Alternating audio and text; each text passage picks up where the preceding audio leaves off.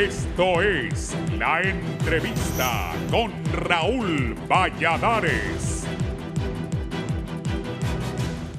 Definitivamente que este 2020 será un año bastante difícil de olvidar para todos los rubros del país. Sin embargo, fue el sistema educativo uno de los que más sufrió el embate sin piedad de la pandemia de la COVID-19, ya que provocó la suspensión de toda actividad académica presencial desde hace 8 meses. La cancelación de las clases presenciales obligó a las autoridades educativas a reorganizarse e implementar un nuevo mecanismo que ayudará a los estudiantes a no perder el ritmo académico. Por lo tanto, determinaron llevar a cabo la operación de las clases virtuales y la enseñanza a través de los distintos medios de comunicación.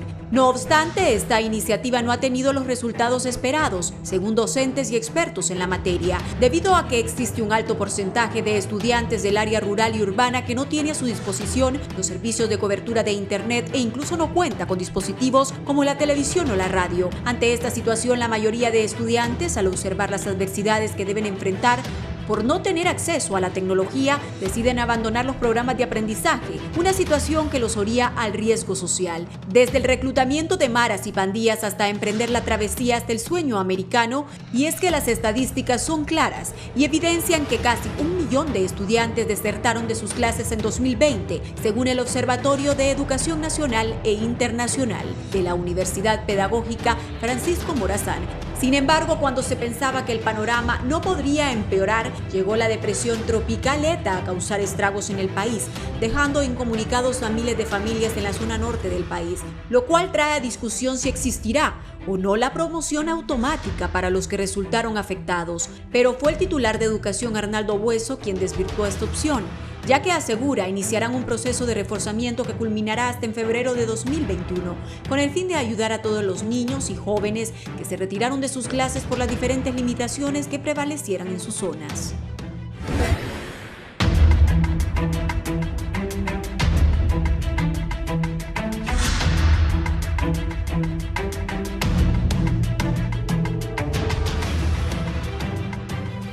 Buenos días. El 2020, un desastroso año para la educación del país.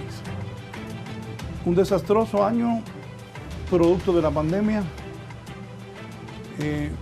Y aquí no le estoy echando la culpa ni al Ministerio de Educación, ni a los profesores, mucho menos a los padres de familia y los estudiantes.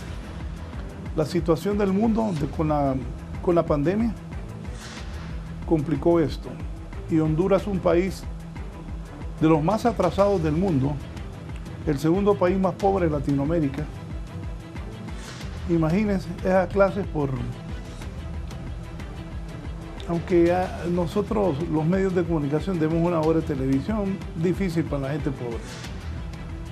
Difícil. Yo he visto gente muy humilde con unos celulares que no le pueden ayudar a los hijos.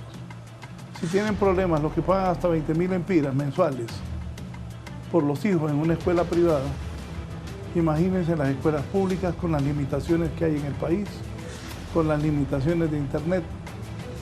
Es un desastre para Honduras. El otro día hablaba con importantes empresarios del país preocupados porque el futuro de Honduras está en los jóvenes y esto depende de la educación de cada uno que estos niños y jóvenes tengan para el futuro. Ahora se habla de promocionar en las zonas donde ETA afectó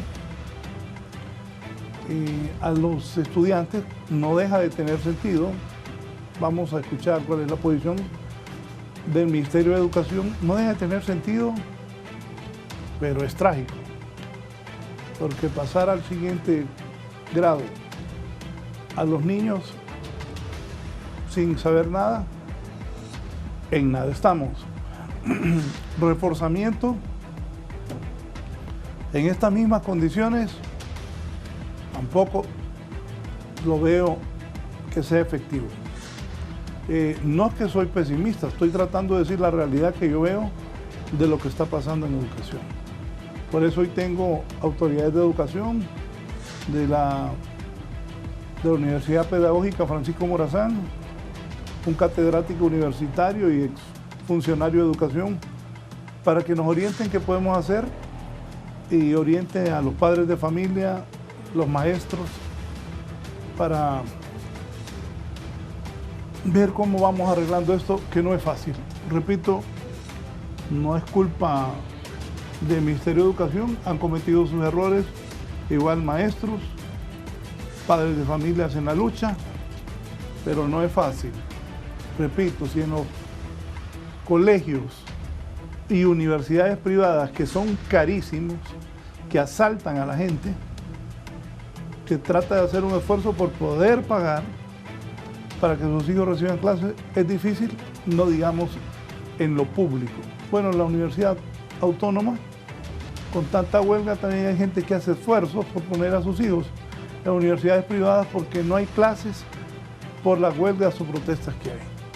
Esa es la realidad de la educación de Honduras. Voy a saludar a la viceministra Gloria Mengíbar. Viceministra, gracias, buenos días, bienvenida. Buenos días, licenciado Raúl. Buenos días a este noble auditorio de Canal 11, a los panelistas distinguidos, doctores Darío Cruz y el doctor Uceda. Un placer saludarles. Mi mensaje de solidaridad para quienes han perdido tanto sus bienes como algunas vidas de familiares también en esta tragedia por el huracán ETA. Así que, buenos días, pueblo hondureño. Sí, también buenos días. José Darío Cruz Zelaya es el vicerrector de la Universidad Pedagógica Nacional Francisco Morazán. Buenos días. Buenos días, Raúl, a mi maestro, al doctor Armando Uceda, con quien he tenido la oportunidad de aprender en múltiples oportunidades, así como un orgullo en este caso porque fue mi estudiante, la doctora Gloria Mengíbar. Por lo tanto, encontrarme aquí con ella es un honor. Y listo, Raúl, para participar y para dar algunas luces, que es el objetivo de este programa. Es correcto, dar luces, guías y ver qué se puede hacer ante tan dura, difícil situación que enfrenta los estudiantes, los maestros, las autoridades de educación y todo lo relacionado a lo que es el sistema educativo nacional. El doctor Armando Uceda, ex viceministro y también catedrático de la Universidad Nacional Autónoma de Honduras. Doctor Uceda, buenos días. Buenos días, Raúl, un gran placer. Esta mañana hacía memoria de que para esta época, hace 22 años, usted es de los que tiene la experiencia del Mich, estaba en las trincheras, dándole seguimiento a ese fenómeno. Un gran placer estar con la doctora Gloria Mengíbar, con el máster Darío Cruz, con los demás compañeros y estar con usted, Raúl, que siempre ha tenido un programa en el cual hay oportunidades claras para reflexionar sin sesgo político, con la madurez necesaria sobre estos temas. Un saludo a los maestros de todos los niveles del sistema que han pasado también una crisis enorme. Trabajar en estas condiciones es sumamente difícil, una gran responsabilidad tratar de escolarizar a los niños y los jóvenes bajo estas circunstancias. Y tal como le decía Gloria, nuestro compromiso solidario y simpatía con todos los familiares, con todas las personas que han tenido la difícil situación de perder un familiar debido a esta pandemia.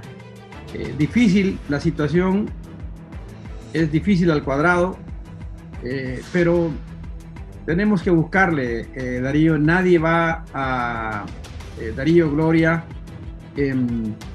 Raúl, nadie nos va a sacar de este atolladero más que nosotros mismos. Sí, iniciemos. La viceministra Gloria Mengíbar, ¿cuál es el impacto que va a tener en los años posteriores el hecho de que los estudiantes hayan recibido clases atípicas, que muchos se tuvieron que retirar y ahora en las zonas afectadas por ETA se propone de parte de algunos sectores que se promueva el siguiente año a los estudiantes? Viceministra, ¿qué le decimos a los hondureños, en especial a los padres de familia? Bueno, hoy tenemos una segunda emergencia, doble emergencia en el país por el COVID y por las consecuencias del paso del huracán ETA. Así que son dobles los esfuerzos que los hondureños tenemos que hacer, en un sentido no de competencia, sino más bien de colaboración. Y la pérdida de los aprendizajes es una preocupación en el mundo. Por supuesto, es una doble preocupación ahora en Honduras. Estamos finalizando en el sistema público y en institutos, en centros educativos también no gubernamentales que tienen calendario de febrero a noviembre, finalizando con muchas dificultades y limitantes un año escolar. Pero en este momento, como Secretaría de Educación, consideramos que el ámbito educativo debe de ser pensado, definido e implementado en articulación con el ámbito formal, no formal e informal de la educación. Y desde luego definir cuáles son esos grandes desafíos y lecciones aprendidas que surgen de este nuevo contexto. Y también identificar las oportunidades que desde una perspectiva colaborativa puedan surgir para el desarrollo desde lo local, lo regional o departamental a nivel nacional, y desde luego enmarcarse en esas estrategias de la región centroamericana y de compromisos que ya tiene el país, que hay que revisarlos para ver cuál sería la perspectiva y la proyección que tenemos en Honduras para lograr mejorar la calidad educativa bajo las circunstancias que ahora tenemos. Hay que hacer líneas de acción y líneas estratégicas pensadas en los próximos años. No se van a recuperar aprendizajes por 2 meses, 3 meses. Tiene que ser gradual, tiene que ser pensado para contribuir también y desarrollar enfoques curriculares pensados en las prácticas docentes y en todo lo que son las nuevas metodologías y enseñanzas, metodologías de enseñanza.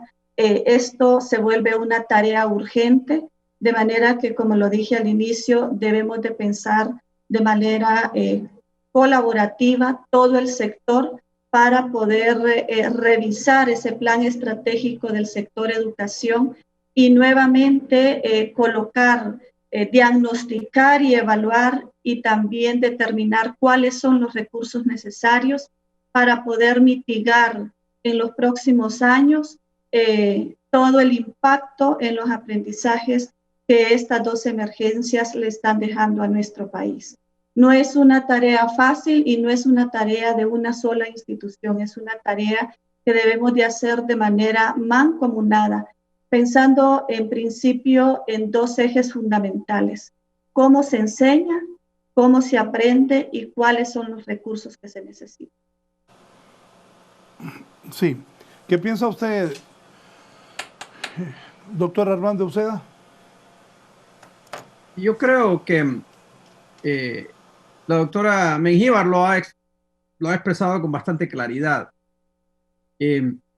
Lo primero, y lo quiero sacar de entrada para que no se nos vaya a olvidar, es que tenemos que quitarle todas las componentes de polarización política a este problema, porque no lo vamos a poder resolver así. Yo no soy admirador de muchas de las cosas que ha hecho a lo largo de los últimos años el gobierno, pero siento que gano muy poco agregando críticas en este momento. Creo que tenemos que detectar, definir con precisión el problema que tenemos, y una vez caracterizado ese problema, que es grave, entre todos, detectar cómo, dónde, cuándo podemos incidir para resolverlo. Hay tareas para los padres de familia que son fundamentales. Hay tareas para los docentes que son indelegables, pero hay otros actores que han estado al margen. Aparte del Estado, los padres de familia, los alumnos, hay otros actores que han estado al margen y que son centrales en la solución de este problema. Los medios de comunicación han dado un gran apoyo, pero si nosotros, desde el punto de vista tecnopedagógico, evaluamos el impacto real que tiene un programa de televisión educativa en este momento en el Valle de Sula, no tiene ninguno. Es casi insignificante, y no solo en el Valle de Sula, a lo largo de toda la costa norte que fue afectada, el corazón de la gente y el cerebro de la gente, de los niños y de los padres, no está para tener escenarios tecnopedagógicos de esas características.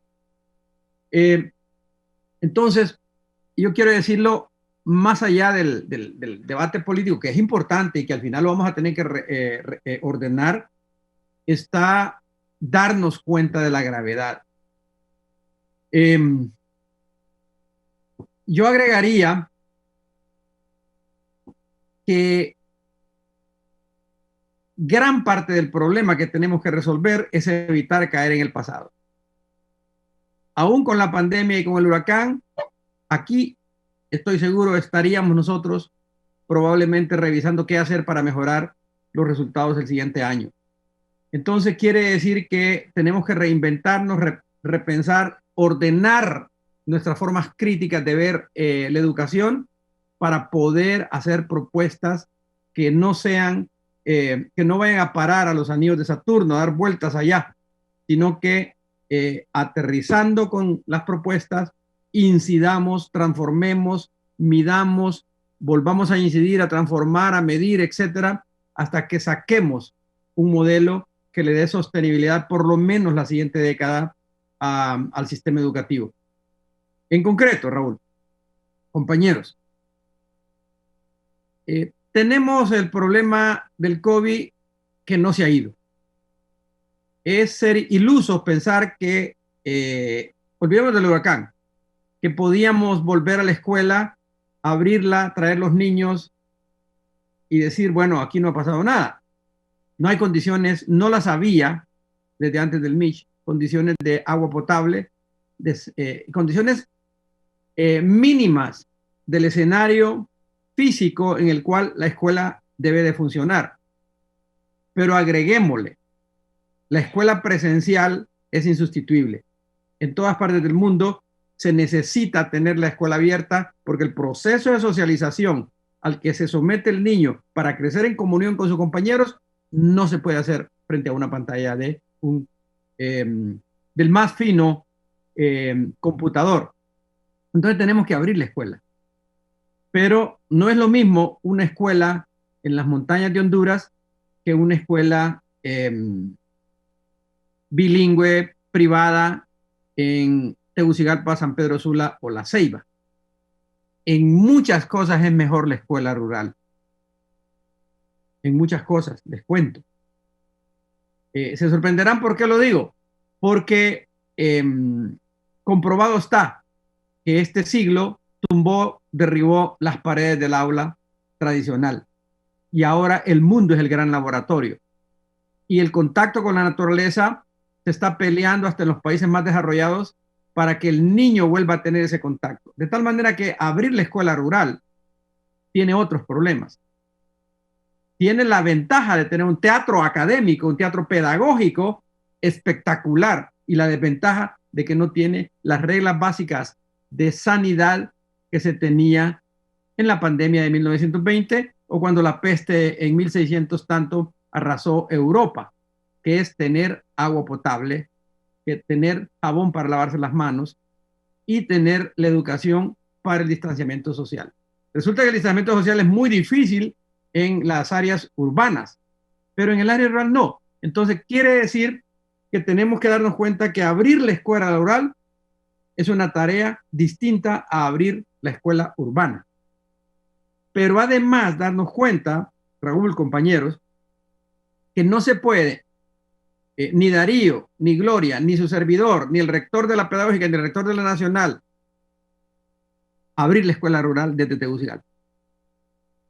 Son las fuerzas locales, los actores locales, son las ONGs, son los padres de familia, el alcalde, el regidor, el cura de la iglesia, el miembro de la organización religiosa a la que pertenece la familia del niño. Todos ellos son el nido natural para que la escuela abra. Lo que podemos hacer desde Tegucigalpa, lo que Darío puede hacer como vicerrector encargado de la formación de docentes, es tener la capacidad de ver el bosque, pero quien va a conocer el panal de avispas con los problemas va a ser el alcalde, va a ser el regidor, va a ser el padre de familia, y nosotros lo que tenemos es que darle empoderamiento, descentralizar, valorar en el máximo de su significado al director distrital, al director de la escuela, y olvidarnos del protagonismo desde Tegucigalpa. Eso lo vivimos en las universidades, lo tiene la Universidad PDG como problema, lo tiene Unitec, lo tiene la Nacional, todos, que el desarrollo en Tegucigalpa de sus instituciones es inmensamente superior al desarrollo de su campo regional. Y eso, la consecuencia es grave. Perdón, termino, Raúl. Entonces, la palabra clave con la que quiero terminar es, tenemos que caracterizar el problema. Y el problema no se resuelve desde Tegucigalpa, sino que hay que darle un empoderamiento especial a los actores locales. Sí, vicerrector José Darío Cruz, ¿qué piensa usted? Como decía el doctor Armando Uceda, usted es encargado de la formación de los docentes del país. Es compleja la situación, pero más que ver el problema, yo creo que, y pensamos en la universidad que lo debemos de ver como una oportunidad para desaprender y reaprender, de ver qué cosas hemos estado haciendo bien y qué cosas podemos mejorar. Si bien el contexto y las circunstancias del sistema educativo ya eran difíciles antes de la pandemia, antes del COVID, realmente esto ha venido a darle, como algunos dirían, el tiro de gracia, y más este fenómeno meteorológico que nos afectó en este mes de noviembre. Creo que Armando Uceda y ustedes son sobrevivientes y fueron actores. Armando Uceda era subsecretario de Educación en 1998 y él sabe lo que vivió en daño el sistema educativo nacional. Es difícil. Yo digo que es la oportunidad para que nos juntemos todos los sectores. Había un gran plan estructurado hace un año, que es el plan estratégico del sector educación. Hagamos los ajustes que corresponden. Ahí estaba planteado cuál era el modelo de hondureño que nosotros necesitamos para el 2030, con los respectivos, que nada esté escrito en piedra. Veamos por dónde podemos ir. En el caso, yo admiro aún más en este momento a los profesores de las aulas, porque sin tener la formación, recuerda que nosotros hemos formado docentes para el sistema presencial, no hemos formado docentes para un sistema B-Learning o para un sistema virtual, y admiro que los profesores, haciendo uso de distintas estrategias, haciendo uso de una gran cantidad de recursos, han logrado cumplir en la medida de lo posible y haciendo uso de recursos extraordinarios y de talentos que no han sido desarrollados, de esas habilidades que la emergencia les ha obligado a desarrollar, tratar de estimular aprendizaje en sus estudiantes, pero no vamos tampoco a cantar victoria y a decir que todo se hizo bien y que lo estamos haciendo de la mejor manera posible. Las situaciones y los contextos son totalmente distintos. Raúl, usted lo planteó. No es lo mismo juzgar una universidad privada, no es lo mismo juzgar la universidad pública, la escuela urbana, la escuela rural, los centros no gubernamentales. Los contextos son diferentes y distintos, y para cada uno de ellos tenemos que buscar opciones, soluciones, salidas no remediales, sino de que nos permitan continuar con los aprendizajes, que lo más importante no sea el aprobar o dar por aprobado un año lectivo, que lo importante sea el logro de esas competencias, el logro de los aprendizajes, que es hacia donde nosotros nos tenemos que enfocar como educadores y como profesores, no pensando en los resultados, sino en el proceso mediante el cual estamos logrando estos aprendizajes. Yo digo que ese va a ser el camino en el cual los docentes, nosotros como institución formadora, las universidades, los medios de comunicación y todo, la sociedad civil, todos los que tenemos que ver con el sistema educativo y no dejar a nadie de por medio. Los padres de familia tienen un gran compromiso, una gran responsabilidad mayor a la que tenían antes del COVID. Eso es un poco lo que yo puedo comentar, agregado a lo que agregó el doctor Uceda y a la viceministra Mejía. Sí. Viceministra, se habla de que muchos estudiantes este año no se matricularon, muchos se retiraron producto del coronavirus, producto de no tener las herramientas. Recordemos que estamos en uno de los países más pobres del mundo y de Latinoamérica. Esa es una realidad nuestra que no la podemos desconocer. No es fácil para las autoridades de educación, padres de familia, estudiantes. Los sistemas escolares en Detroit, Indianápolis, Filadelfia y la zona suburbana de Minneapolis están cancelando las clases presenciales y algunos gobernadores están imponiendo de nuevo restricciones a bares y restaurantes o asumiendo mayor seriedad respecto al uso de mascarillas debido a un aumento en las muertes, hospitalizaciones y nuevos contagios por un resurgimiento del coronavirus en todo Estados Unidos. La crisis se ha profundizado en los hospitales y la situación en Dakota del Norte es tan grave que el gobernador dijo esta semana que los enfermeros que den positivo pero no tengan síntomas pueden continuar laborando.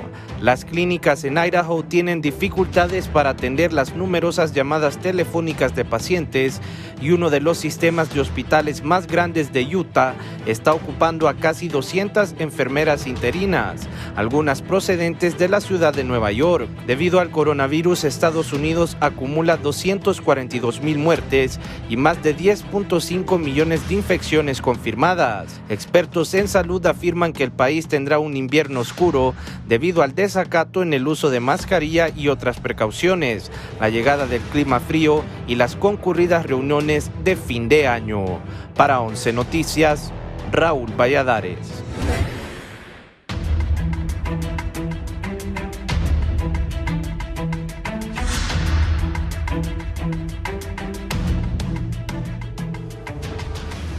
El país más poderoso del mundo, donde hay más muertos y hay más coronavirus también, donde el que está en la presidencia, que ya perdió, no le quiere salir. Están cerrando escuelas, colegios y universidades.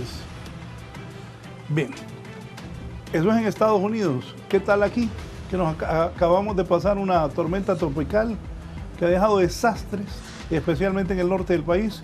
Se compara con el huracán Mitch, que cuando me lo recordaba el doctor Uceda, recuerdo que dirigí HRN en esos años y hicimos transmisiones continuas sin apagar nunca la radio.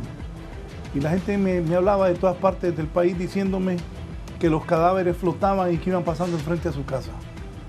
Un desastre que Dios nos proteja, nunca más vuelva a pasar. Pero la situación en el norte es terrible.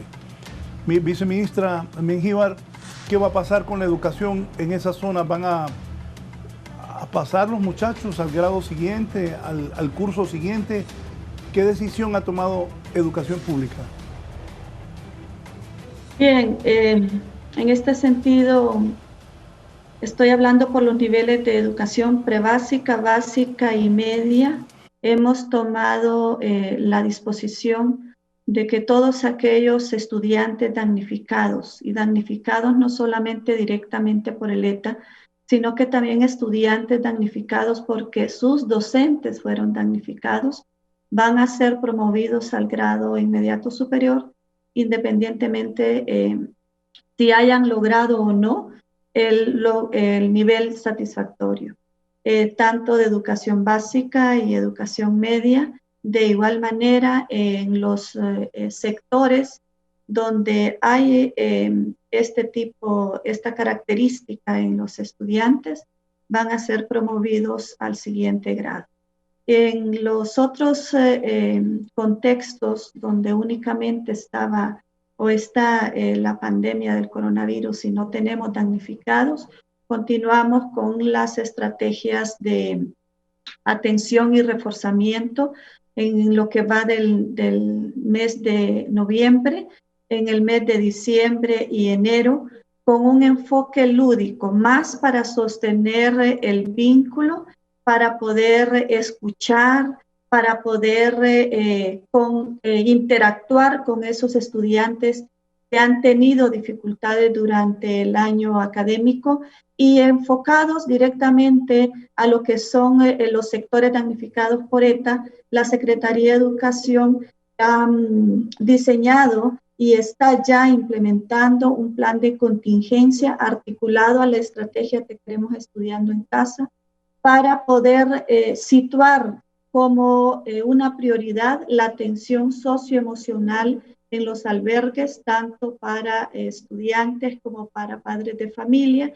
Hemos venido capacitando a una serie de equipos docentes a nivel departamental y local para que, por el tema de la pandemia, le llamamos primeros auxilios en psicología, con un grupo de médicos con quien tuvimos la suscripción de un convenio. Ellos nos han apoyado en este sentido a través de USAID, también a través de diferentes programas, desde el proyecto Asegurando la Educación. Entonces, existen competencias básicas en los docentes para organizar equipos y organizar espacios físicos en estos albergues a los que le llamamos el Rincón de la Calma. Y además de eso, también algunas metodologías que producto del huracán Mitch se han ido actualizando, producto de otras emergencias, como por ejemplo las oleadas de retornados de migración que tuvimos en el 2014. Esas metodologías, la cual llamamos retorno a la alegría, serán implementadas también en estos albergues. Tienen un enfoque lúdico para poder restablecer el estado emocional de alguna manera en los niños, padres de familias que se encuentran en estos albergues. Así que estamos ya organizando equipos pedagógicos a nivel para poder apoyar cada uno de los albergues. Tenemos identificados 290 albergues y unos están en centros educativos, otros no están en centros educativos, y esa es la prioridad en este momento, la atención socioemocional y la atención en el tema de bioseguridad, es decir, en dos contextos, tanto por el coronavirus como también por el huracán ETA. Hay protocolos ya establecidos y ahora estamos uniendo esos protocolos y esos documentos que ya tenía la Secretaría de Educación. Hemos tratado de articular en este plan de contingencia para que tanto docentes, tanto estudiantes, padres de familia de la comunidad educativa sepan que no están solos, que estamos como autoridades dentro de las limitantes que tenemos, como lo dije al inicio, tratando de apoyar en este sentido y lógicamente también recogiendo la voluntad de solidaridad que tiene todo el personal en la Secretaría de Educación para poder hacer efectiva la rehabilitación de los hogares de los docentes que han sido damnificados y que de pronto perdieron todos sus bienes. Hemos unido el esfuerzo de muchos colaboradores en la Secretaría y estamos en ese proceso para ir a apoyarles de alguna manera y reducir ese impacto. Pero también a través de un diagnóstico rápido que estamos levantando en campo para conocer la situación de cuántos son los estudiantes que tienen esta situación ahora, cuántos son los docentes que tienen esta situación, y aunar esfuerzos con todas las instituciones para poder apoyarles en este sentido. Así que nuestra prioridad ahora no es tanto el tema de reforzamiento y nivelación, sino que nuestra prioridad ahora es la atención socioemocional a través de equipos pedagógicos que estamos organizando en torno a estos albergues.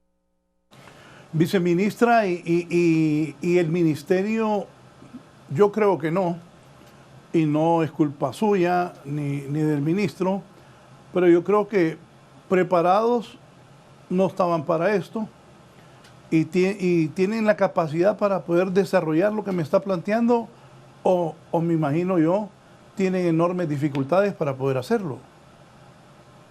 Desde luego que sí, y lo hemos dicho siempre, no estábamos preparados para el coronavirus ni para tener dos escenarios juntos.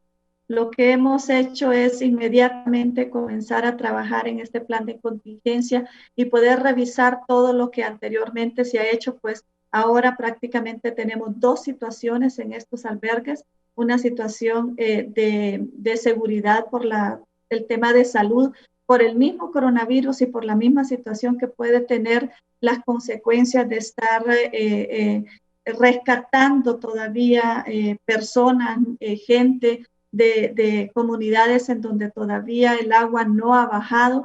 Estamos haciendo actualizaciones de ese diagnóstico de cuántos niños están en los albergues, o sea, no es una situación fácil, no estábamos preparados, estamos reduciendo ese impacto a través de la organización de estos equipos y más que recursos tenemos la voluntad de la gente, como decía, ha despertado un sentimiento de solidaridad, el darle una palabra, un mensaje de ánimo a una persona en situaciones críticas que está viviendo, porque el impacto si bien es cierto, lo viven ellos directamente porque han sido rescatados de una situación bastante crítica en medio del agua, de los pantanos, del mismo lodo, también afecta a nosotros el estar viendo porque hemos sido testigos directos de las situaciones que está viviendo muchos niños y sobre todo en estos departamentos donde han sido más afectados, en Santa Bárbara, en El Paraíso, en Cortés, y las autoridades a nivel departamental también tratando de apoyar en conjunto, porque es un trabajo organizado con otras instituciones que debe de enfocarse justamente a apoyar a estas personas y específicamente al personal de la Secretaría de Educación. Estamos hablando de docentes. Hemos tenido cantidad de llamados de auxilio, ¿verdad?, de las situaciones que están viviendo. Hemos unido, como les dije, esfuerzos con el personal de la Secretaría a nivel municipal, departamental y a nivel central para poder apoyarles. Los recursos siempre son limitados y ahora más que nunca se ven más limitados. Estamos trabajando, como les digo, más con la voluntad que con recursos específicos, porque esta situación requiere del apoyo también de otras organizaciones que ya están presentes en el país. Este plan de contingencia nosotros ya lo expusimos a la Mesa Redonda de Cooperantes por la Educación y esperamos también el replanteamiento de estos proyectos y el financiamiento para poder hacer más efectiva esa respuesta y que pueda desarrollarse de la manera que lo hemos planificado, más con los recursos locales. Por ejemplo, les hablaba de la metodología del Rincón de la Calma, con recursos locales, con expertos, psicólogos nacionales que nos han estado apoyando para desarrollar estas estrategias y también la otra metodología de retorno a la alegría que nosotros ya teníamos, ciertos materiales, ciertos recursos, ya nuestros equipos se han desplazado, sobre todo al departamento de Cortés, para poder hacer estas capacitaciones cortas y poder comenzar ya con la implementación de estas metodologías. Pero no lo vamos a negar, no tenemos los recursos, estamos trabajando con lo que se puede hacer. Sí, interactuemos aquí, doctor Uceda, vicerrector José Darío Cruz. ¿Qué piensan ustedes? Doctor Uceda. El micrófono, doctor. Gracias. Mientras escucho, muchas gracias, los problemas que nos están mencionando, que es grave, pienso que aparte de esos problemas, tenemos otros que son problemas mortales para la educación. Mientras en Finlandia y en Estados Unidos el debate es... Perdone. Me acordó un ministro que hace poco lo sacaron, que comparaba la educación de Noruega o de no sé dónde con Honduras. Adelante, doctor, disculpe el interrupción. Sí, pero lo que quiero decirle es que mientras allá el debate es si esta cosita va a desaparecer o no, o si tiene alguna utilidad. Si tiene alguna utilidad utilizar esto en la escuela. El debate es muy fuerte. Francia insiste que esto va a desarrollar la pérdida del uso del lápiz, va a ser nociva, terriblemente nociva para el desarrollo mental del niño. Mientras en el Valle de Sula se nos han ido todas las bibliotecas, pocas que teníamos, pero en las escuelas y colegios, ustedes, todos los que estamos acá, podemos encontrar que en el mundo desarrollado, nos guste o no, y nosotros, la clase media en adelante, podemos una clase de literatura, darla con este aparato. Si yo le doy clic, Audio presenta usted va a escuchar 100 años de soledad, de Gabriel García Márquez, narrado por Gustavo Bonfigli. Para Jomí García Ascot y María y me Luisa tomo Elío. este minuto porque es importante. Muchos años después, frente al pelotón de fusilamiento, el coronel Aureliano Buendía. Entonces, ¿quién de nosotros no recuerda esa fantástica novela? Pudo el huracán borrar todas las bibliotecas del país, pero si alguien, y hay una gran cantidad de gente de clase media en Honduras, tiene acceso a un celular como el que estoy mencionando yo ahorita, un celular con internet, puede perfectamente, a la tercera parte del precio del libro de papel, tener acceso a miles de libros. Entonces, el otro reto, Raúl, y a propósito de lo que estoy diciendo de Finlandia, el otro reto es que mientras los niños en Asia, ¿verdad?, no han sentido tremendamente el impacto, nosotros estamos tratando de sobrevivir para regresar al aula con esto. Miren, es grave la situación. No podemos tener un nicho competitivo en un mercado laboral digital si nosotros estamos tratando de sobrevivir para reproducir la vieja escuela de cuatro paredes. Y aunque critiquen los que nuestro deber como universitarios, el deber de Gloria, el deber de Darío como profesionales de la educación, es estar haciendo estudios de sistemas educativos comparados para ver dónde ve el mundo, porque nosotros no aspiramos a ser siempre la cola del mundo en todo. Entonces, si usted puede usar un celular para tener acá cientos de libros, ¿verdad? Que todos los libros que usted ve en mi biblioteca de años atrás, a mi espalda, los puede tener en un celular, la mayoría de ellos gratuitos. Entonces, ¿qué ocurre? Que el problema es extremadamente grave, porque este no es un huracán, este es la explosión de un hoyo negro, si quieren, en la cultura nacional. Entonces, es grave, grave, grave la situación. Podemos quedarnos sumergidos en el pasado si no le damos atención a esto. Mire, a mí me parece que Gloria ha enfatizado el punto clave. Ahorita no nos vayamos por las ramas. No soñemos con que vamos a ir a los albergues, con que vamos a ir a enseñar a sumar, restar, multiplicar y dividir. Ahorita lo necesario es la protección de los niños, los jóvenes y los adolescentes. En los albergues, por ejemplo, Raúl, ustedes han pasado la noticia, los niños están siendo, algunos niños se han reportado, han sufrido vejámenes. Entonces, la protección, la visión socioafectiva. Ahorita lo que necesitamos más que todo es psicólogos y pedagogos que estén orientando a padres de familia para que no se desplome el espíritu de la niñez y que los protejamos. Eso es lo número uno en noviembre, diciembre, enero. Ya vendrá momentos, pongámonos a pensar, ya vendrá momentos para pensar una nueva escuela. Pero ahorita es mentira que yo voy a ir a la Lima, ¿verdad? Yo tengo familia, yo me comunico con ellos que perdieron todo en la Lima ahorita, maestros que perdieron todo. Y su preocupación fue, es decir, estar pensando en la Rivera Hernández, estar pensando en los lugares donde dan clases. Dios mío, ¿cómo estarán mis muchachos? Se los digo, así piensa el maestro. Entonces no podemos nosotros estar pensando.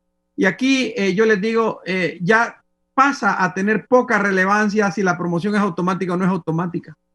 El año ya se fue.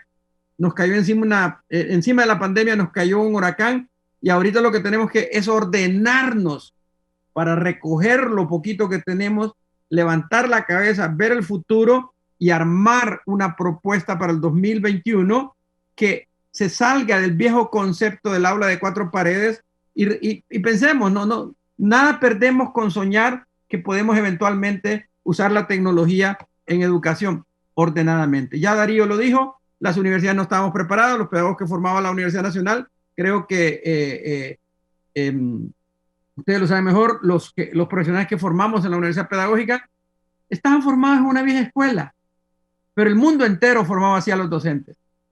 Mientras los académicos estábamos debatiendo si convenía o no tener computadoras y qué daño se producía, etcétera, vino la pandemia y dijo, perdonen la expresión, me sopla lo que ustedes piensen, aquí les va.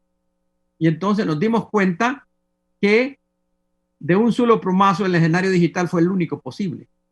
Ahora aceptemos que tenemos un gran trabajo ahí y que entre todos, Raúl, con una crítica sana, consciente de que no hay otra opción, planifiquemos. Yo tengo una idea que en el Michu no funcionó, Raúl, con la ayuda de ustedes en HRN y con la ayuda de Radio América y con la ayuda de un montón de gente, que fue la participación comunitaria. Recuerdo que organizamos Proeco y no importó el partido político. Pongo el ejemplo, Mengíbar es el apellido, creo, también del alcalde que era alcalde en Omoa, Raúl. Y me decía él que ahora tiene un restaurante en Omoa. Me decía, mire, señor viceministro, me decía, en el gobierno de Suazo nos construyeron una escuela en el municipio. En el siguiente gobierno de Ascona, una escuela. En el gobierno de Mentequeya, una escuela. Y viene la participación comunitaria y a mitad del precio le construyó 21 escuelas en año y medio. Está hablando de realidades con la participación comunitaria, porque a la montaña ningún constructor quería ir. Pero los padres de familia se encaramaban las bolsas de cemento en la espalda y ellos construían sus escuelas. Entonces, tenemos que darnos cuenta que levantar el sistema educativo en toda esa zona destruida lo van a hacer los actores locales con la cooperación internacional, que es muy importante. UNICEF es indispensable, a nosotros nos ayudó muchísimo, Naciones Unidas nos ayudó muchísimo, el AID nos ayudó muchísimo, la GTZ de aquel entonces, ahora Cooperación Alemana, nos ayudó porque con humildad tuvimos que decir, no tenemos dinero, no sabemos cómo hacer esto, nunca hemos estado en una situación de esta, ellos tampoco, pero ellos tenían las conexiones. Ahora el problema es que a nivel mundial no nos va a venir dinero como nos vino en esa ocasión.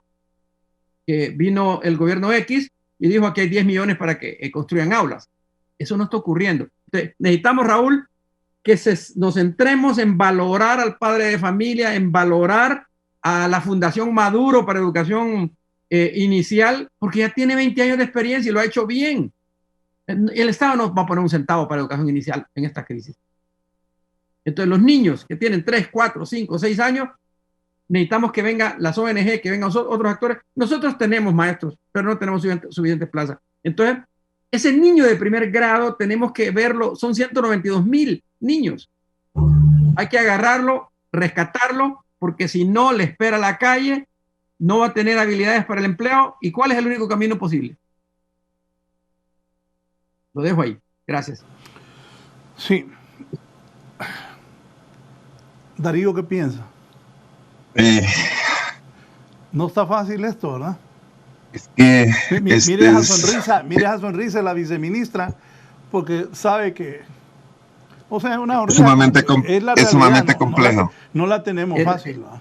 Perdón, Raúl, yo hice esa intervención a la yugular porque es como cuando un enfermo va y le dicen, mira esta placa, sí, ve esa mancha que está ahí en el pulmón, sí.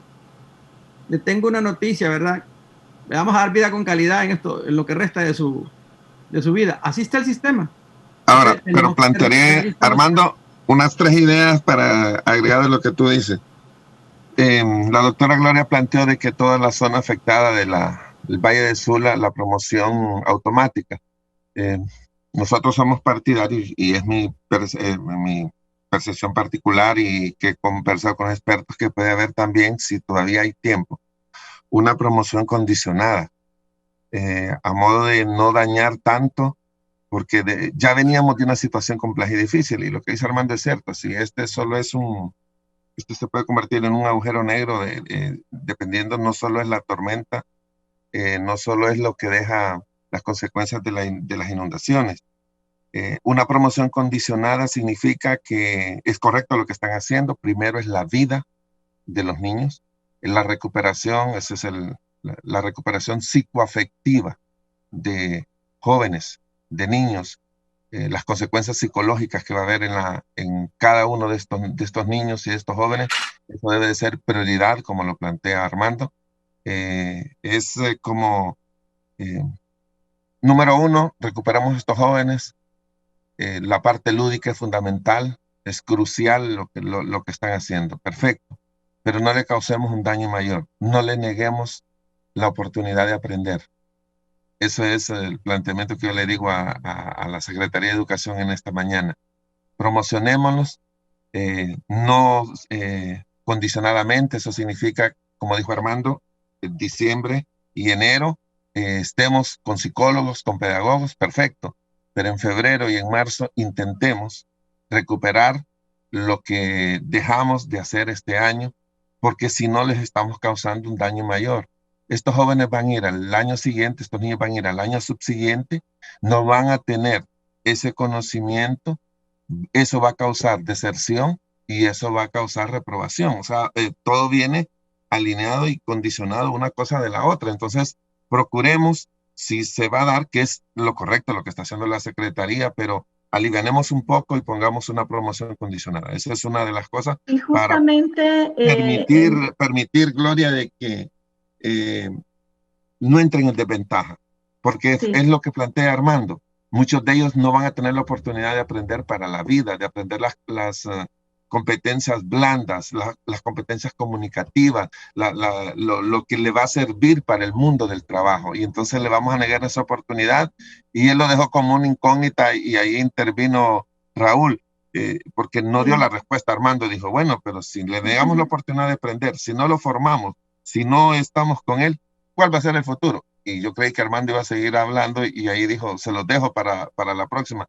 Precisamente es ante esa incógnita, entonces no permitamos que eso suceda. No sé si usted iba a intervenir, doctor. Sí, perdón, pero como una reacción justamente a la sugerencia del licenciado Darío, y es que como Secretaría, en este momento, a corto plazo o a inmediato plazo, nosotros vamos a hacer una intervención en temas de prevención de violencia, en temas de maltrato, prevención de embarazos, prevención de acoso y abuso, prevención de alcoholismo y en drogas, ¿verdad? Eso va a ir dirigido desde 3 perspectivas, es decir, charlas en los albergues con padres y algunas otras instituciones que se están sumando. Especialistas desde el Colegio de Psicólogos también hemos tratado de hacer esta interacción con ellos para poder mediar una intervención más adecuada en los albergues, dirigida a padres de familia. Luego, les decía la metodología del Rincón de la Calma, ¿verdad? Para hacer espacios de contención, pueden ser también no solamente para niños, sino que también para adultos. Y lo otro es la metodología de retorno a la alegría. Luego vienen, en un plazo ya para el ingreso, la inserción y reinserción educativa en el 2021, procesos de nivelación.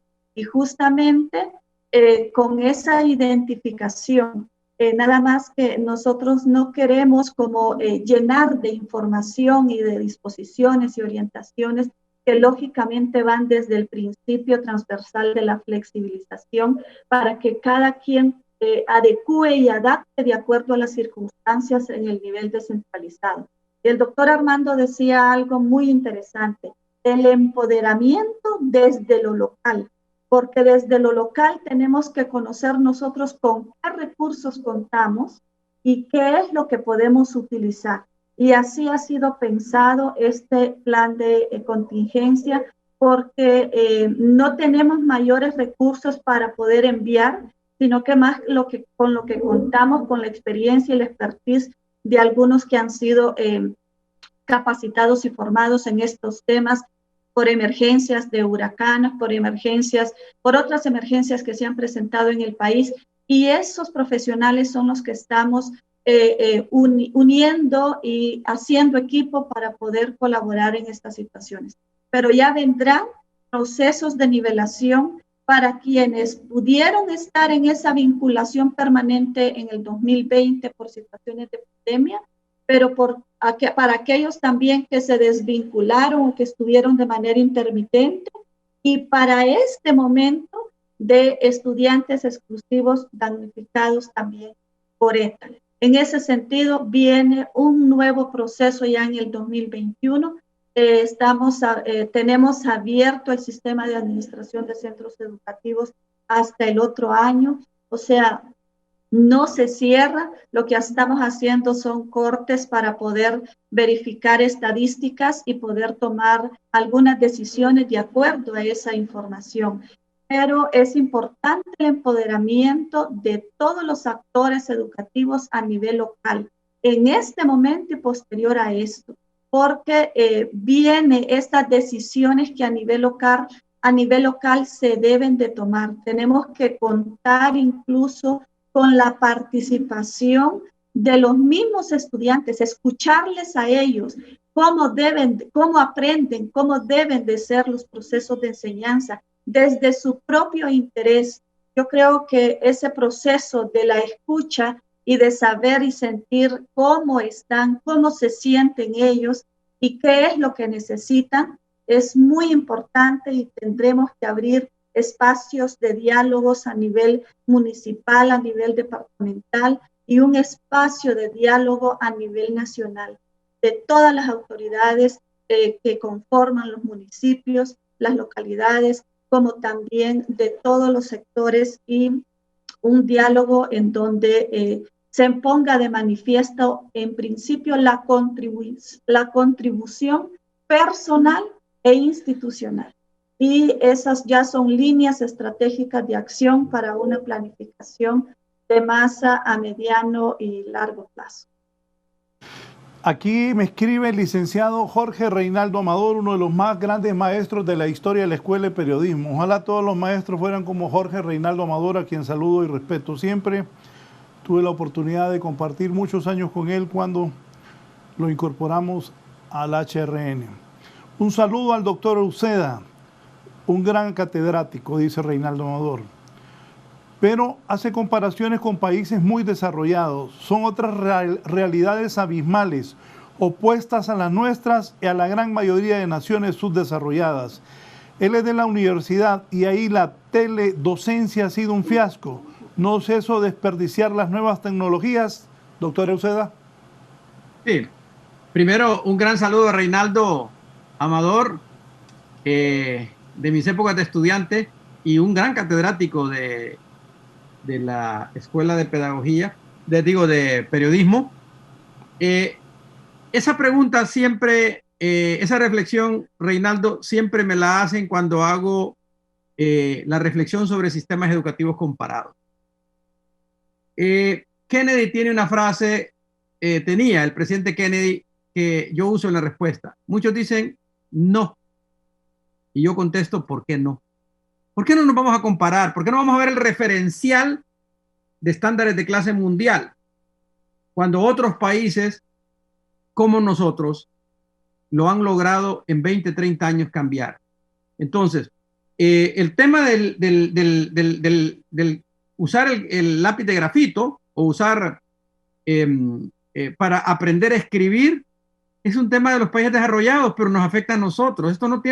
Esta es una reflexión que podemos hacer. Y luego, Reinaldo, este celular que estoy mostrando yo es un celular que lo tiene la clase media en nuestro país. Es la actitud. No es que no podemos comprar un celular, es que no sabemos cómo usarlo. Estudiante de periodismo que no está sumergido en las nuevas tecnologías, lo estamos condenando. Tecnologías de punta, lo estamos condenando a no tener éxito en el mundo del periodismo contemporáneo. Es decir, el reino de la imprenta, Reinaldo, que nos educó a nosotros, que durante 500 años a través de los libros y las revistas fue el mecanismo idóneo principal de adquirir conocimiento. Ahora es uno más. Este medio, la televisión no existía y la gente se educa en comunión con la televisión. El audiolibro que usé no se podía usar y la gente lo puede usar porque están gratuitos en internet. Si sabemos bajar música, bien podemos bajar un libro para escucharlo. Entonces, no solo es que yo no estoy pidiendo que compremos aquí una estación experimental espacial. Estoy diciendo que aprendamos a usar la tecnología que ya disponemos. Es decir, India pasó en el año 2000 de tener poquito. Doctor, repítame eso. ¿Qué es lo que no es que no está proponiendo?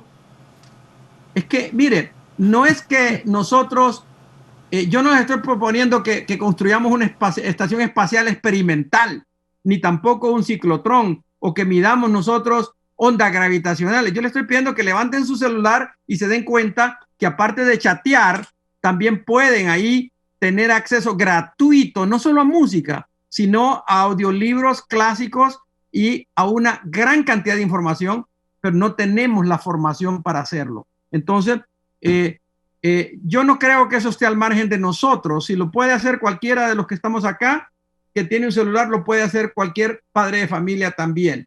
Y los muchachos lo pueden hacer. Lo que tenemos que decirles es que ahí, en la mano, tienen un tesoro. 700 millones de hindúes lo están usando para educación y a principios del siglo era menos de 100. Es decir, nosotros tenemos que ver que la tecnología vino para quedarse y que no podemos nosotros estar nadando en las mismas aguas cuando el universo está nadando en otras. Entonces, no podemos, tenemos que tratar de hacerlo y vamos a batallar para hacerlo. Se llegó al área rural, Raúl, compañeros, con los telecentros, y yo he presenciado madres lencas llegar a un telecentro y que ahora son licenciadas en pedagogía a amamantar a su hijo y a recibir clase. Se llegó a las montañas donde se cultiva el café en Copán y hemos visto que el problema no es la gente, el problema es que nosotros creemos que ellos no pueden, Reinaldo. Y si nosotros creemos que no pueden, ya los hicimos fracasar. Entonces, Raúl, volviendo al tema que tocó Gloria y Darío, lo de la promoción automática. Miren, entendamos.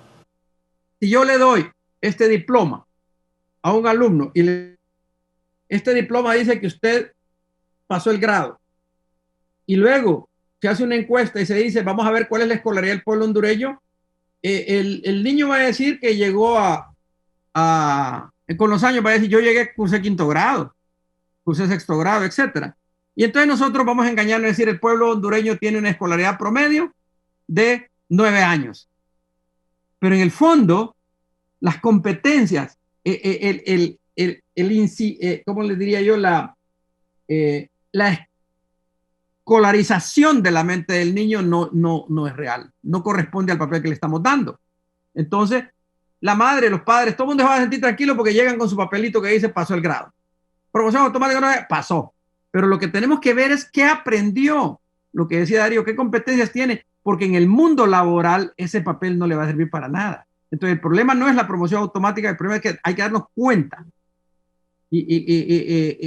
La doctora Gloria Mengíbar lo dijo, ¿verdad? Bueno, habrá tiempo para esto. Hay que dar tiempo. No tenemos mucho tiempo, Gloria. Esta cosa, si la dejamos ir así, va a tener una década desastrosa la educación nacional. Y es ahorita que tenemos que parar y decir, y esto lo propongo porque el tiempo ya se nos está pasando, creo, aquí en este programa pueden hacer esta idea, necesitamos un plan de 100 días. La idea del plan de 100 días la hizo Franklin Delano Roosevelt cuando fue electo presidente, que le dieron un lapso de 100 días porque venía de una depresión y todo, una cosa mundial grave, y él pidió 100 días y se los dieron para planificar. Si nosotros ese plan de 100 días lo hacemos para cada centro educativo, uno será para el central, que es una mega escuela, y otra será para una escuela unidocente. Pero desde Tegucigalpa no podemos hacerlo. Con todo, y otro punto que no quiero olvidar es que yo estuve 8 años en el Ministerio de Educación y ahí hay gente muy capaz. La gente se equivoca, que no, del ministerio, ahí hay gente muy capaz, muchos de ellos con posgrado, pero es muy poquito. El grupo es muy pequeño. Honradamente se los digo, en aquel entonces era pequeño y ahora sé que continúa siendo un grupo muy pequeño como para poder, desde el nivel central, tener algún tipo de control y mayor incidencia. Entonces, tiene que optimizarse el uso de esos grandes recursos que tiene, pero, y también lo dijo Gloria, hay que llegar al nivel local y hacer ese plan de los 100 días para esa escuela unidocente que está allí en Yoro, que vemos, ustedes lo han mostrado, Raúl, que le cayó encima la tormenta y destruyó completamente esa aldea en Yoro. Esa escuela de Yoro la van a levantar ellos con ayuda de nosotros, pero si no hay participación de ellos desde el nivel central, mírenme la mano, la prioridad es 0 para construir esa escuela. Porque primero tienen que abrir la carretera para ver que salgan las verduras que no se pudran, tienen que ver si se reconstruye el sistema cafetalero, tienen que ver, y además las fotos son bonitas de los tractores entrando, pero no son bonitas de una escuela que se está reconstruyendo, comparadas con eso. Entonces, tenemos que hacer un plan de 100 días por cada institución, y eso lo aprendimos con el MICH. Si quieren el plan de 100 días, Gloria, para la educación inicial, UNICEF lo tiene en archivo y ellos lo hacen en un montón de países del mundo en tiempos de crisis. Entonces, nosotros creemos que si no nos auxiliamos de la cooperación, ahí está Héctor Espinal, mi buen amigo suyo también, maestro, que es periodista, que manejó todo esto hace 22 años y lo ha manejado todo el tiempo. La gente de la AID tiene idea de esto también porque han entendido crisis de guerras enteras. Entonces, tenemos que ayudarnos, pero planificar a pequeña escala, en escala micro, para tener impacto. Y allí en escala micro, sí van a entender, Reinaldo, rápido por la necesidad, para qué le puede servir un celular a alguien que lo tiene. Gracias. Darío. Es que a Armando se le olvida algo y él lo sabe muy bien, que ese aparato que él tiene en este momento, y él habla de una clase media que ya solo aspira a ser media clase, y que los índices de pobreza son 6 de cada 10 hondureños que vive con $1.50 al día o con $1 al día, y que solo tienen de esos celulares cabezones, de unos celulares que a duras penas lo más que le mande es un mensajito y que le sirve solo para comunicarse.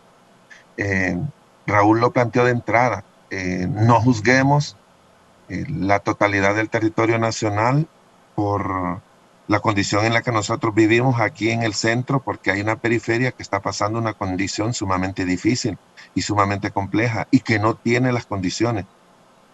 Armando tiene estudiantes de ciencias naturales que no tenían acceso a red, porque el costo de esos estudiantes de física moderna, de física contemporánea que él da, hay un costo diario en red.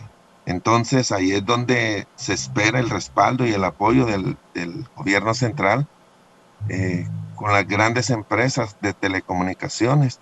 Nosotros lo hemos pedido como universidades públicas, que el acceso a las páginas educativas que tenemos, las plataformas, sean gratuitas, y no se ha conseguido.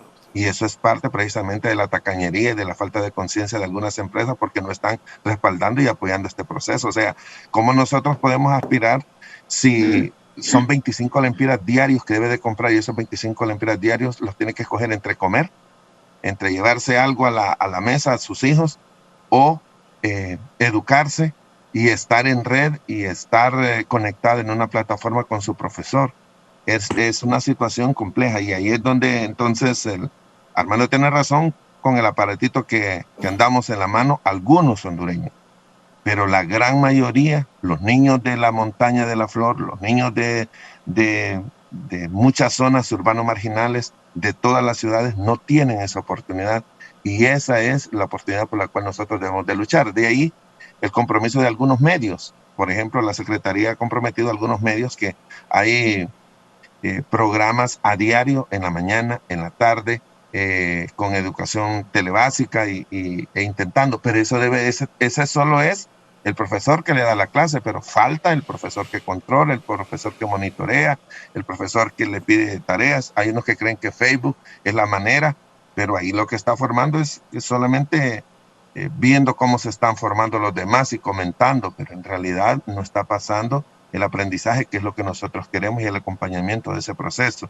Entonces, es complejo, es difícil. Muchos no tienen en este momento, dice, es que en la computadora, hay una computadora en la casa y hay 3 niños, 4 niños, y no les ajuste el tiempo para accesar, para hacer y cumplir todas las asignaciones que se les están dando a estos estudiantes. Y esa es parte entonces de un gran plan, lo que dice Armando, de esos 100 días, pero que no quede escrito en papel, sino que con cuestiones puntuales. Por eso yo valoro más que es el plan que viene de la comunidad, que la comunidad que fue afectada sienta que es respaldada desde acá. No le digamos qué es lo que necesitan, ellos saben qué es lo que necesitan, en qué situación están estos profesores, y por lo tanto solo acompañemos, solidaricémonos y estemos dispuestos a sacrificarnos y a estar con todos estos profesores, porque la situación es realmente bastante compleja y bastante difícil. Esa generación Mitch, él dijo, son 10 años lo que perdimos, luego hubo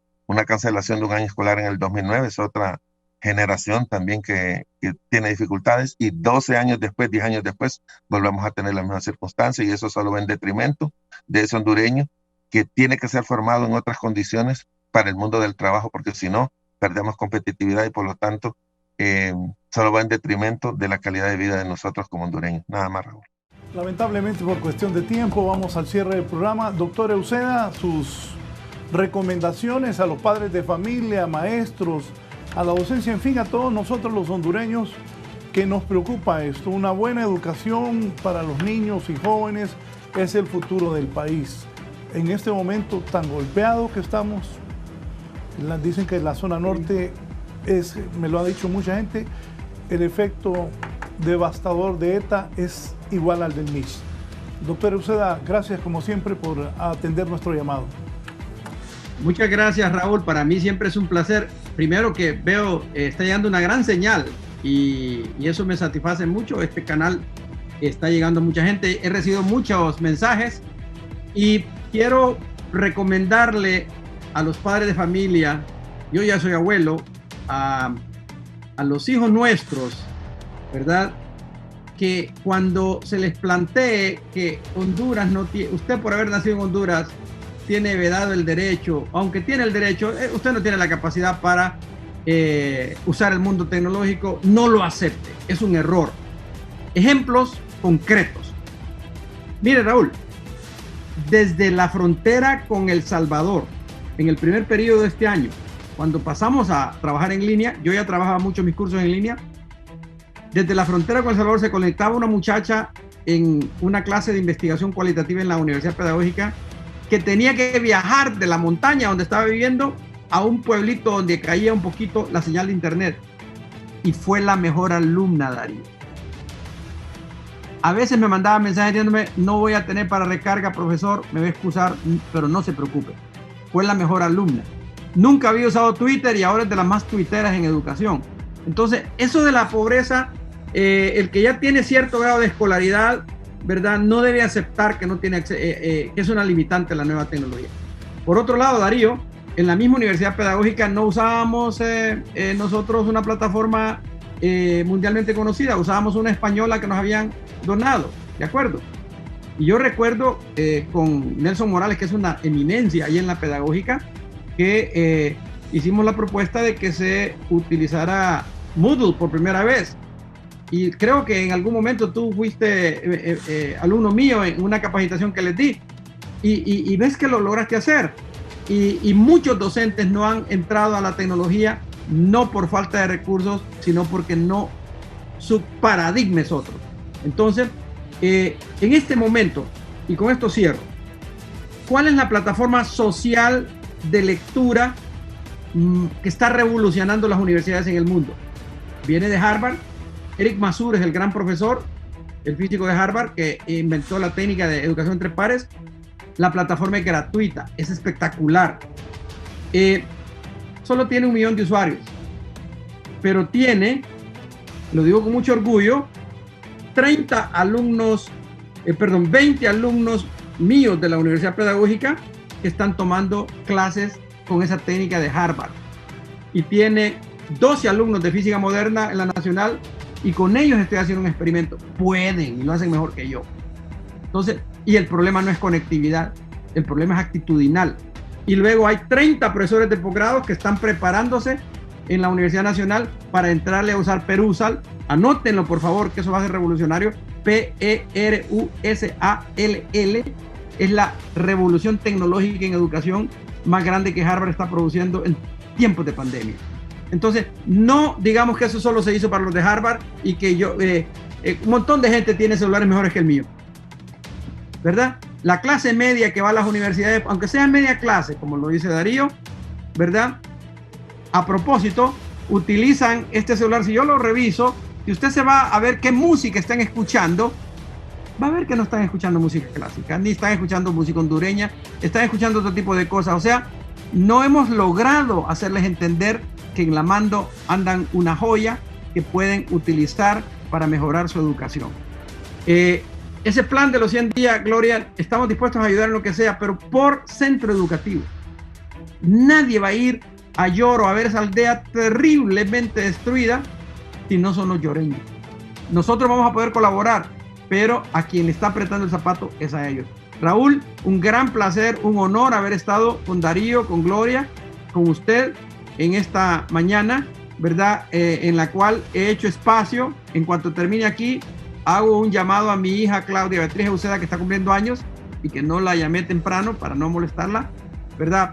Me aprovecho de este canal para decirle que tenga un feliz cumpleaños y a ustedes un feliz día. Muchísimas gracias. Gracias al doctor Uceda. Y voy a leer esto que me envió una maestra con lo que ha dicho el doctor Uceda. Gastos pendejos, dice. Comprar pura ropa de marca y andar en bus público. Comprar coche nuevo y estar rentando casa. Comprar muchos regalos caros y pagarlos diferidos. Comprar un iPhone XS y no tener ni para el saldo. Recomendación: no gastes más de lo que ganas. Priorizar tus necesidades. Nunca saldrás de jodido si no dejas de endeudarte y gastar a lo estúpido. Gasta dinero que no tenés en cosas que no necesitamos para impresionar a gente que no le importamos. Por tu bien, aplicate. Primero lo que deja y después lo que apendeja. Una profesora me mandó eso y de verdad que el 98% es cierto. De muchísimos hondureños son así. Doctor ilustre José Darío Cruz Zelaya, vicerrector de la Universidad Pedagógica Nacional Francisco Morazán, le agradezco su participación esta mañana. ¿Qué le deja a la población, maestros, docentes, estudiantes, autoridades de educación representadas aquí por la honorable viceministra Gloria Mengíbar? Gracias, Darío, por participar y suerte siempre con la UPN. Gracias, es un gusto haber estado contigo. En realidad, una extraordinaria señal. A Gloria y Armando, dos colegas y compañeros. Armando, nos debemos un café de hace 8 meses, el domingo, que no nos tomamos un café. Como siempre coincidíamos casi una vez a la semana por ese distanciamiento físico y social que impera. Yo quiero dejar en este momento planteada la responsabilidad que tiene la Universidad Pedagógica dije que esto más que un problema, nosotros lo vemos como una oportunidad, el replanteamiento en la formación de los profesores, esos profesores formados solo para una sola modalidad, como era en el mundo y como nosotros lo veníamos haciendo, ante una demanda ahora de que hay que formarlo en otros contextos, para otros contextos, y con mejor de lo que lo veníamos haciendo. El tema de los 60,000 profesores que están en el sistema, hablo del sistema público, no del sistema no gubernamental. En la formación permanente es un reto. Los profesores están, y a veces lo podemos ver, dan una clase en la televisión, pero ellos no fueron formados para ello. Hay que darle formación, hay que darle capacitación en todas las oportunidades. Perdone que lo interrumpa, Darío, ahí. Qué bien lo que acaba de decir. Repita, por favor, que no han sido preparados para eso. Tienen que preparar para dar clases por televisión. Exactamente. Yo veo en unos canales, en muchos, en también, programas hechos por profesores, pero ellos fueron formados para un entorno presencial de 4 paredes, y como dijo Armando al inicio, esas 4 paredes se cayeron y ahora es un entorno global. ¿Cómo entonces ese profesor va a hacer para impartir su clase. Entonces viene la formación permanente, que es el reto que tiene la Universidad Pedagógica y otras instituciones, la Secretaría de Educación. Estamos en eso. Armando planteó un diplomado, Armando estuvo en una mesa, yo soy testigo de todo lo que ha planteado, pero a veces desde Tegucigalpa no llega, y ahí es donde nosotros tenemos que agilizar esas ideas, esos proyectos y esos planes que tenemos. Utilizar ese aparatito que Armando dijo que tenía. Se necesita la parte actitudinal y se necesita la formación para utilizar las herramientas como verdaderamente corresponde, y ese es un reto para nosotros. De ahí que esto es una oportunidad para nosotros como formadores de formadores, que veníamos haciendo bien las cosas, pero que tenemos que mejorar lo que veníamos haciendo y perfeccionar lo que veníamos haciendo. Un abrazo a todos y un gusto estar compartiendo, y la universidad está dispuesta y está metida en todo lo que es este proceso de reforma en la formación de los docentes. Muchas gracias a José Darío Cruz, vicerrector de la Universidad Pedagógica Nacional Francisco Morazán. Nos vamos a despedir con la viceministra del país de Educación, la profesora Gloria Mengíbar. Licenciada, adelante. Gracias, ha sido un enorme placer estar en este foro compartiendo con tan distinguidos educadores con una experiencia enorme en este sector, y siempre es un aprendizaje. Las recomendaciones son bienvenidas. Como dije al inicio, hay que construir juntos, no en un sentido de competencia, sino en un sentido de colaboración. La Secretaría de Educación, de igual manera, unánime a esta opinión de unir esfuerzos. La Universidad Pedagógica, con quienes ya estamos haciendo alianzas muy importantes, y como lo dije al inicio, nuevamente revisar los procesos de enseñanza, de cómo se enseña, de cómo se aprende, con nuevas metodologías innovadoras que podamos ayudarle a nuestros estudiantes a aprender. La normalidad de pronto nunca volverá, y ojalá que nunca vuelva, porque teníamos y tenemos un mundo muy injusto y desigual. Todos debemos de procurar un país, un mundo más justo, más inclusivo. Enseñar a construir seres solidarios. En este momento, sobre todo, lo necesitamos. Tenemos que apostarle a la formación de habilidades socioemocionales, intrapersonales y prosociales, la comprensión y la relación con el otro, la conciencia social y la colaboración. Como educación debemos facilitar caminos pedagógicos para que nuestros estudiantes construyan significado y sentido a sus vidas en este nuevo contexto. Así que mi mensaje también para ellos, estamos todo el pueblo hondureño volcado a procurar un mejor país.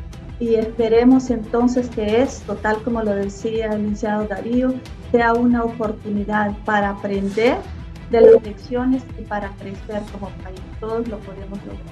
Que pasen un buen día. Gracias a la viceministra Gloria Mengíbar por su participación esta mañana en este tema tan importante como es la educación. De inmediato nos vamos al resumen informativo de esta mañana que ha preparado nuestro equipo de producción, que temprano encabeza la periodista Kelly Olivera y el resto de compañeros en todo el país.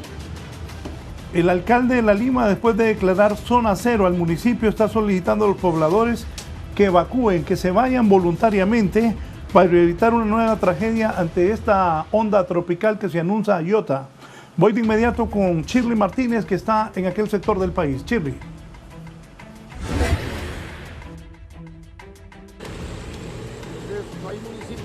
Buenos días, licenciado Raúl Valladares y por supuesto participantes del foro La Entrevista. Ya me encuentro entrevistando al alcalde de La Lima, Santiago Motiño, con respecto a estas medidas de precaución que han decidido en las últimas horas, y es que como medida preventiva ha decidido pues evacuar a los limeños para evitar cualquier otra devastación producto de la nueva onda tropical. Vamos a escuchar. Entonces 15 días, casi lo mismo, intervalo. Yo lo que le puedo decir a la gente es de que por sensatez evacúen. Y qué bien que siendo usted periodista y que tiene familiares en Nuevo San Juan, 24 horas antes este un servidor alertó a la gente de La Lima con el carro de los bomberos diciéndole que evacuaran, que era mejor que sacaran. Con 24 horas antes uno lleva un camión, saca sus cosas, o le hubieran llamado al alcalde, hubiéramos conseguido camiones para poder sacar sus cosas. Hoy se vuelve a repetir, creo, se está repitiendo, ojalá Dios no lo permita, la misma historia del 98.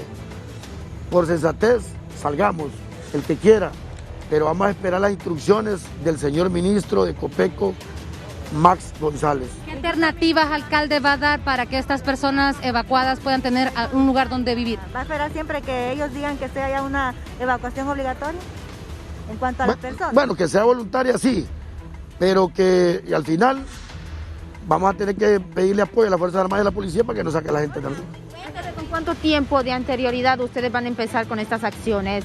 Nosotros vuelvo a repetir, vamos a esperar que el ministro Max González dé las instrucciones para poder nosotros tomar una determinación, pero si miramos que la situación, o sea, el peligro es eminente, que la barra de medición que existe aquí en el puente Melgar Castro, así como la vez pasada que se tapó, y al taparse yo tomé la determinación, porque la primera colonia que llenó fue la zona americana, y yo tomé la determinación de alertar a la gente, sin seguir instrucciones de Copeco, quienes viven en la Lima somos nosotros, los limeños, nosotros, y nosotros los limeños tenemos ya la experiencia suficiente en estas situaciones, en estas adversidades.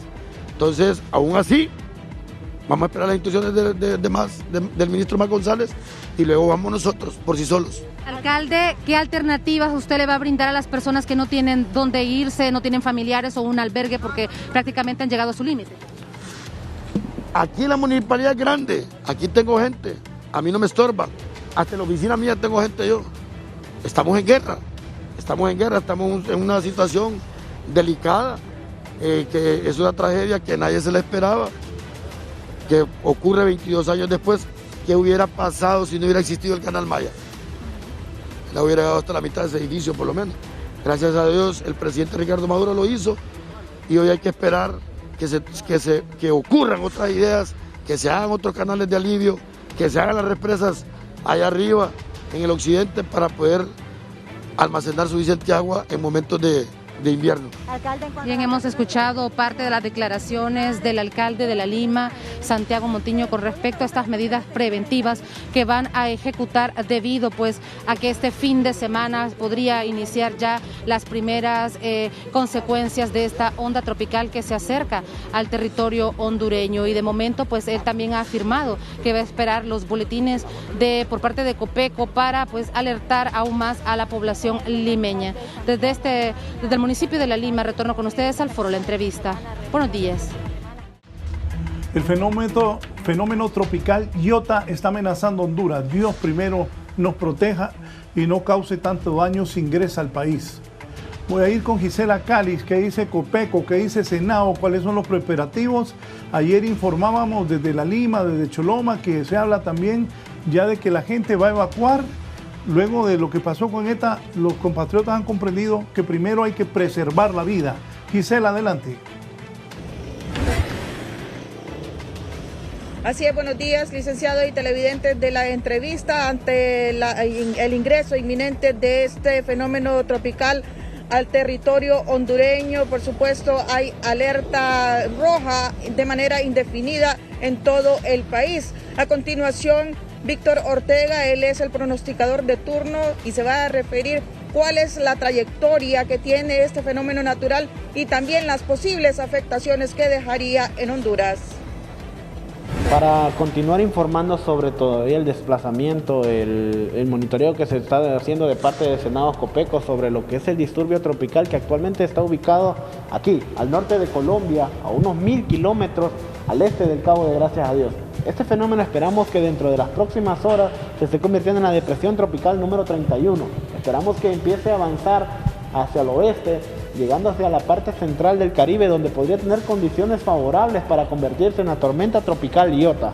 Este fenómeno estaría avanzando, acercándose al territorio nacional. Ya para el día domingo empezaría a dejar algunas precipitaciones, sobre todo en Gracias a Dios, donde estaría afectando en primera instancia, producto de su circulación.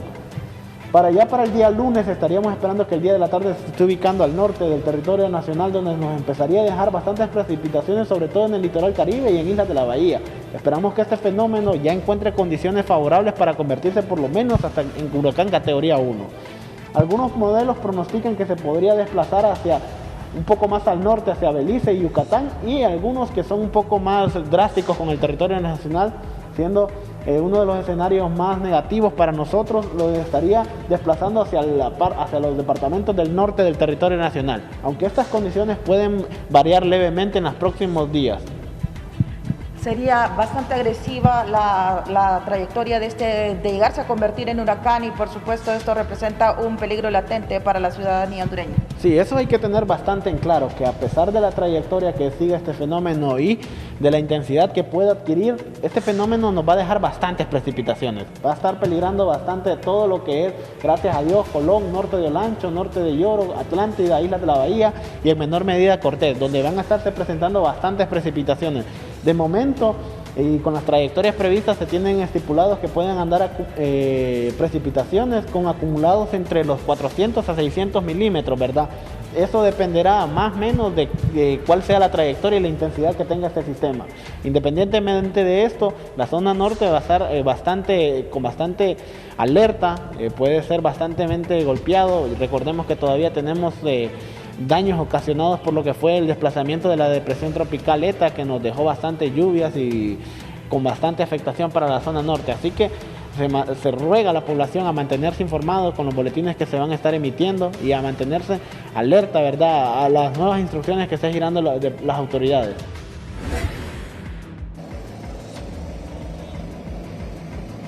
Por supuesto, le invitamos a estar pendiente de las emisiones de 11 Noticias y de ser necesario también se interrumpiría la programación habitual de Canal 11 para llevarle los detalles acerca de la trayectoria de este fenómeno natural que mantiene bajo amenaza el país. Licenciado, este es mi reporte y vuelvo con usted al estudio. Buenos días.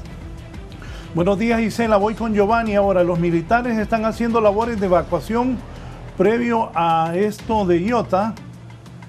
Giovanni, ¿dónde es? Adelante.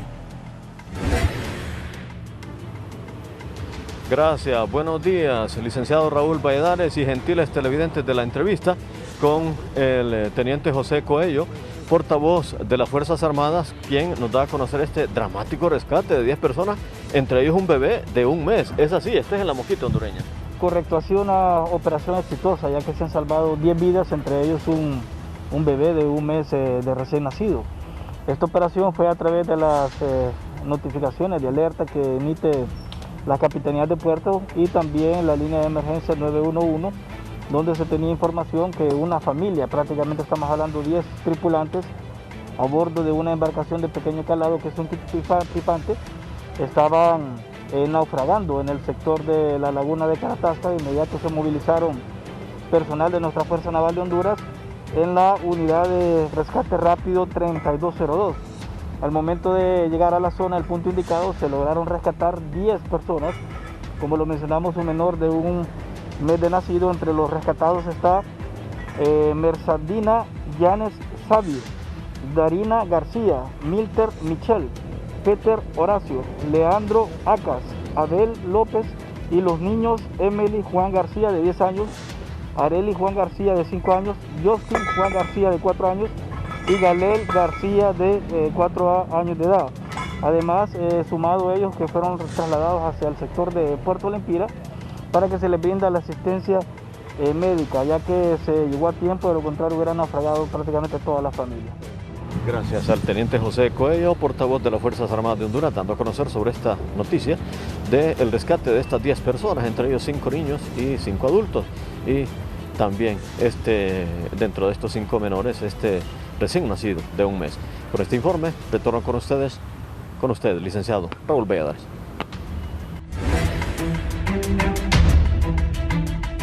Gracias a mi compañero Giovanni Villalobos. Estoy recibiendo reportes de todo el país. Hay preocupación. La gente debe entender de que si hay riesgo, uno debe preservar la vida. Las cosas materiales, pues uno las puede construir con vida. Hay que cuidar la vida primero. Y repito, Dios primero, este fenómeno tropical Iota no dañe tanto el país. Y que ocurriera el milagro que no entrara. Pero los pronósticos es que va a entrar al país y hay que tomar todas las precauciones. A pesar de esto, comerciantes que no tienen escrúpulos, a pesar del coronavirus, que estamos afectados por esta pandemia, el desastre que dejó ETA, ahora nos amenaza Iota, hay varios que se están aprovechando de los productos de la canasta básica, de granos básicos especialmente, subiendo a los precios. Un llamado a las autoridades del Ministerio de Desarrollo Económico, de los encargados de ver que no le hagan daño al bolsillo de la gente, tanto que cuesta conseguir unos cuantos lempiras para poder llevar comida a la casa y que le estén subiendo a los precios, independientemente de la pandemia, independientemente del sufrimiento que han dejado estas lluvias y que ahora nos amenaza otro fenómeno tropical. Nos vamos, les deseo un feliz fin de semana. Víctor Valladares nos tiene los detalles y ojo, autoridades de economía, vayan sobre esos que están incrementando los precios. Víctor. Muchas gracias, licenciado Raúl Valladares y televidentes de 11 Noticias. Y este malestar ha llegado hoy a la Feria del Agricultor y del Artesano. Precisamente don Jimmy Ponce nos ha manifestado que intermediarios de la carne de cerdo, aparte de que le han subido el precio, existe una presión para que este producto se le traslade ese incremento a los consumidores. Y es por eso que esta semana ya no está llegando la carne de cerdo a los mercados, así como otros productos que ellos sí consideran que tiene lógica o tiene sentido que estén escaseando en este momento. Vamos a escuchar a Jimmy Ponce, presidente de la Feria del Agricultor y el Artesano. Antes de la tormenta nosotros ya teníamos las presiones de incrementos de precio en este producto en canal.